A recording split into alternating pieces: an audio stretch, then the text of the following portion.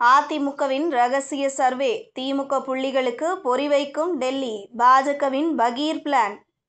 இது திமுக அரசுக்கு கடும் நெருக்கடியை கொடுக்கும். மேலும் தேர்தல் நேரம் என்பதால் இந்த விவகாரத்தை கையில் எடுத்து அரசியல் செய்தால் திமுக மீது அழுத்தம் கடுமையாக மாறி அவர்களுக்கு படுபாதகங்களை தேர்தல் முடிவுகள் ஏற்படுத்தும்.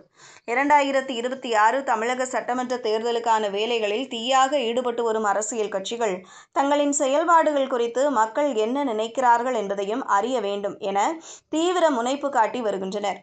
இதன் எதிரொலியாக பிரதான எதிர்க்கட்சியாக இருக்கும் அதிமுக தற்போது ரகசிய சர்வே எடுக்கும் வேலைகளை தொடங்கியுள்ளது. அதிமுக பொதுச் செயலாளர் எடப்பாடி பழனிசாமி தேர்தல் பிரச்சாரம் மேற்கொண்ட 150 தொகுதிகளில் எப்படி களம் மாறி இருக்கிறது, குறிப்பாக அதிமுகவின் செல்வாக்கு எப்படி இருக்கிறது என்பதை கண்டறிய இந்த சர்வே எடுக்கப்பட இருப்பதாக சொல்கிறார்கள். சர்வே முடிவுகளின் அடிப்படையில் பல்வேறு மாற்றங்களை செய்யவும் திட்டமிடப்பட்டுள்ளது. அதுவும் குறிப்பாக டெல்டா மற்றும் தென் மாவட்டங்களில் நிலைமை எப்படி இருக்கிறது என்பதை கண்டறிவதில் தீவிரமாக உள்ளனர். இந்த 2 மண்டலங்களும் திமுகவில் வலிமையான மண்டலங்களாக இருக்கின்றன. எனவே திமுகவின் கோட்டையில் எத்தகைய சேதத்தை நம்மால் ஏற்படுத்த முடியும் என்பதை கண்டுக்க வேண்டிய கட்டாயத்திலும் அதிமுக கூட்டணி இருக்கிறது.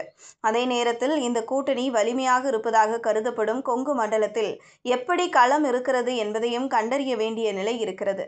அது மட்டுமல்ல, சென்னையும் இந்த சர்வதேச குறியில் இருக்கிறது. எப்போதும் திமுக தான் சென்னையில் ஆதிக்கம் செலுத்தும் கட்சியாக இருக்கிறது.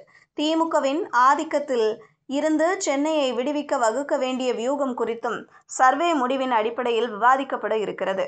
மிக முக்கியமாக அதிமுக பொதுச் செயலாளர் எடப்பாடி பழனிசாமியின் செயல்பாடுகள் எப்படி இருக்கிறது என்பதை மக்களிடம் கருத்தாக கேட்கப்பட இருக்கிறது.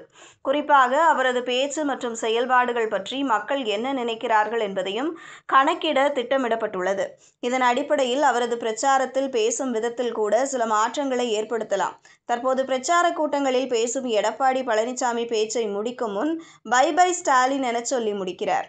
இதை மக்கள் எப்படி பார்க்கிறார்கள், ரசிக்கிறார்களா அல்லது வேடிக்கையாக பார்க்கிறார்களா என்பது பற்றியும் தெரிந்து கொள்ள நினைக்கிறது அதிமுகவின் தலைமை.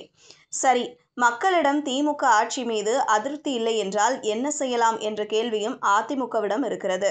அந்த இடத்தில் நிச்சயமாக டெல்லியில் தயவு என்பது தேவை என நினைக்கிறது அதிமுக. இது குறித்து டெல்லி வட்டாரத்தில் விசாரித்தோம்.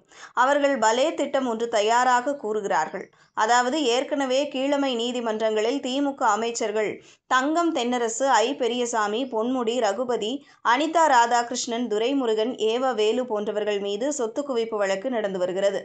இந்த வழக்குகளில் சில நீதிமன்ற தடைகளும் இருக்கின்றன. அதுவே வழக்கில் இறுதி விசாரணை மற்றும் தீர்ப்பு வழங்குவதற்கு தடையாக இருக்கிறது. எனவே அத்தகைய தடைகளை சட்ட ரீதியாக தகர்க்க டெல்லி மேலிடம் நகர்வுகளை வேகப்படுத்தலாம். குறிப்பாக உச்சநீதிமன்றத்தின் மூலமாகவே அத்தகைய சிக்கல்களை தீர்க்க முடிவு செய்துள்ளனர். ஒருவேளை இந்த நகர்வு வெற்றிகரமாக நடந்தால் ஸ்டாலின் அமைச்சரவையில் இருக்கும் பாதிக்கும் மேலான அமைச்சர்கள் சிறைக்கு போக வேண்டிய சூழ்நிலை ஏற்படும். இது திமுக அரசுக்கு கடும் நெருக்கடியை கொடுக்கும். மேலும் தேர்தல் நேரம் என்பதால் இந்த விவகாரத்தை கையில் எடுத்து அரசியல் செய்தால் திமுக மீது அழுத்தம் கடுமையாக மாறி அவர்களுக்கு படுபாதகங்களை தேர்தல் முடிவுகள் ஏற்படுத்தும். 2G என்ற ஊழல் காரணமாக 2011 சென்ற ஆட்சி அதிகாரத்தை இழந்த கட்சிதான் திமுக. எனவே தேர்தல் களத்தில் எதுவும் நடக்கலாம் என்கிறார்கள்.